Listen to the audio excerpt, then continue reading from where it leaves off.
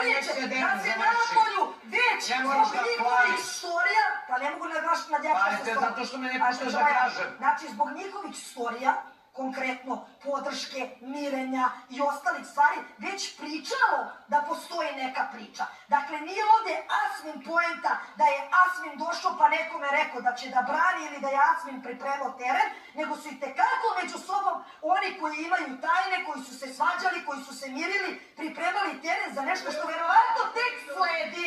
To je poenta priče, ali o tom potom vidjet ćemo još lesom.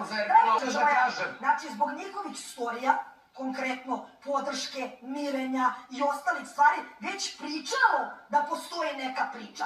Dakle, nije ovdje Asmin poenta da je Asmin došao pa nekome rekao da će da brani ili da je Asmin pripremao teren, nego su i tekako među sobom oni koji imaju tajne, koji su se svađali, koji su se mirili, pripremali teren za nešto što verovatno tek sledi.